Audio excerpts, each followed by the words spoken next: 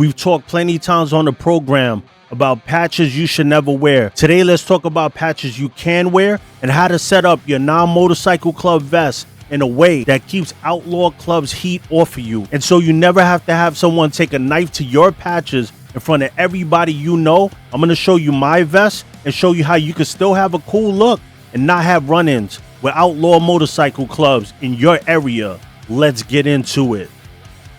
We run the night.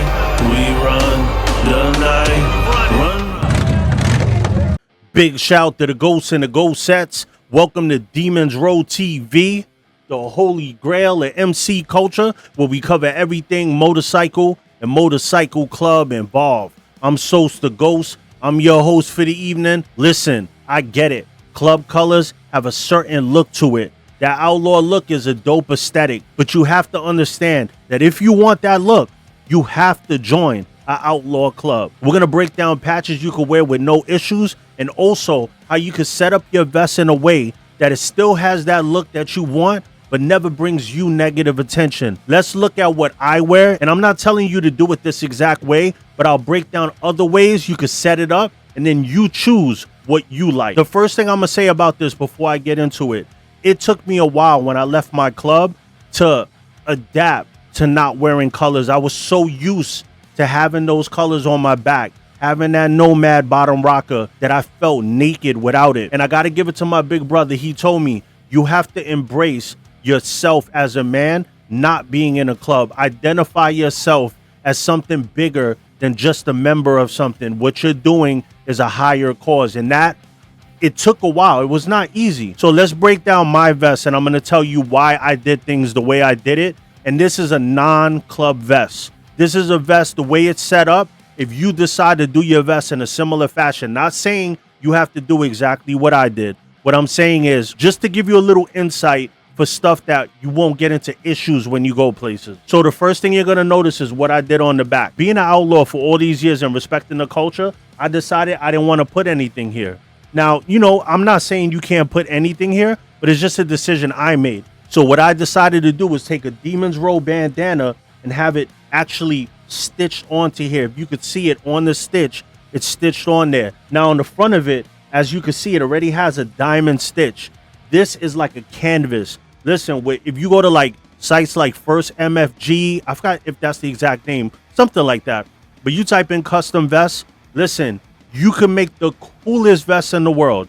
You could customize it to the T and never have problems with outlaw clubs. You could take this right here and do a different color here and then match the color here and have it denim. There's so many ways to do this with customization. You won't feel so blank. It'll have that look to it, but it won't be infringing on club colors. Now, if you see the patches I put on this, I have the Ride More Politic Less, and then I have the 1111 one. These are patches that you could get on the website, www.demonsrow.com. These are patches that I made, that it's not any club, none of their symbols, none of that stuff. Now I put some little bolts right here, just, you know, some biker shit to give it a little swag, so it's not so plain, and that's it. Those are the only patches I have on it. Now, I'm not saying that you have to do that. You can do things your own way, but that's what's so cool about these cuts. You give it your personality. Now, there's other ways you could do this to not have issues with 1% clubs. If you want one big patch on the back, one huge patch, you could do that. But if you start throwing a top and a bottom rocker, now you're going into club territory. Now you look like an MC member. What you could do is have the back patch surrounded with non-club patches, little ones with sayings like FTW. The FTW patch has two meanings in the biker world. What I was taught, and a lot of old school riders rock it, is for forever two wheels. A badge of pride for living and dying on that bike. In other circles, FTW means F the world. It's a symbol of rebellion, rage, and not giving a damn about society's rules. If you see it on a vest, it means either of the two, and it's a patch that any biker can wear, and you'll never have issues. But you could put that big center patch and a whole bunch of saying patches or symbols around it. Now, one thing I'm gonna say is, even if you use a non-club center patch on your back and you set it up as the same way as your boys, you're going to be looked at as a club that didn't check in, and you're going to have issues. Be very careful with that. I've seen issues with teams that are not an official club, but all had the same t-shirts on and have a tense vibe, not actually coming to blows, but having an uncomfortable conversation, because in the MC world, those are considered soft colors. So it's like still flagging in a way. A lot of times clubs blessed to open a new chapter have to wear soft colors for a year before they get fully blessed, so you could appear like that. If you're all going to wear the same thing, you will be considered a club. And if you're a club, diamond clubs want to know who you are and what you're doing. So it's better to have a unique design to your vest. If you want to look like a club, join one. Now let's look at patches that are fine to wear. This one right here, this eagle one. A lot of people rock these style of eagle ones.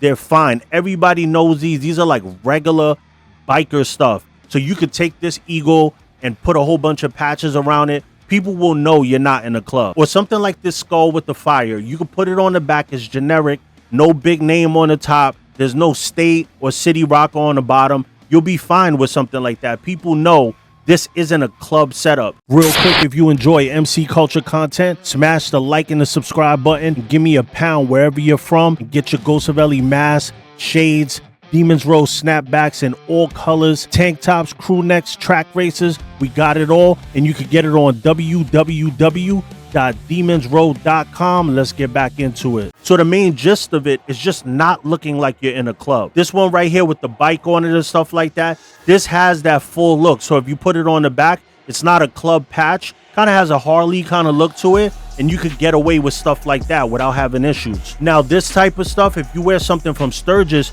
you could wear those patches. You was in Sturgis this year, you put that patch on. You was in Daytona this year, you put that patch on. But this right here, putting it like it's a fully patched 3-piece setup is a no-no.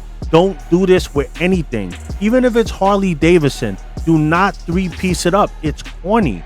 People will call you out on it. Now, you can wear any of these saying patches, you know, loud pipe saves lives, ass, gas, or grass. Any of these old school sayings patches, everybody wears this type of stuff. You'll be fine with it.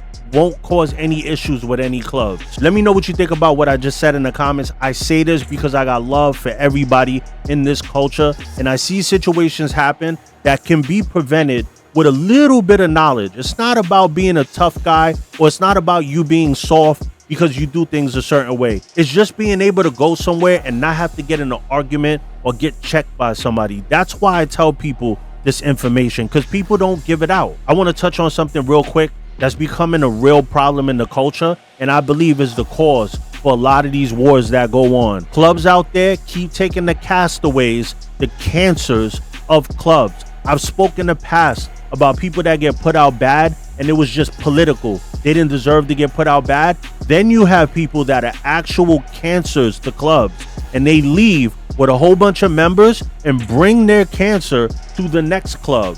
We got to take it to the level where we understand if this person is leaving with all these people, where is their loyalty? If they're not loyal to this club, how are they loyal to you? How did they get to the point where they're leaving and a whole bunch of people are leaving with them? I'm telling you, I know inside baseball, 90% of the time when you hear something on the news, somebody detracted to a rival club or just to another diamond club or whatever it is, and that club assumed the beef of the other diamond club that this castaway left. Stop letting these dudes in your club. A lot of times, they are the ones that shut whole clubs down because they're informants, they're rats, they're all type of stuff, man. Be careful out there. Be selective of who joins your club. Do not take castaways. These people will destroy your club. Let me know in the comments. Do you know anybody that's left one club, went to another club, and bring his bullshit to that club, his personal beefs with another club? Or if that club is bigger, he uses that club to go after the old club. I'm telling you, I've seen it time and time again. Be safe out there, be selective. Thank you for tuning in to Demons Row TV, the holy grail of MC culture. Like, subscribe, and comment. No, yeah, we ghosting, baby.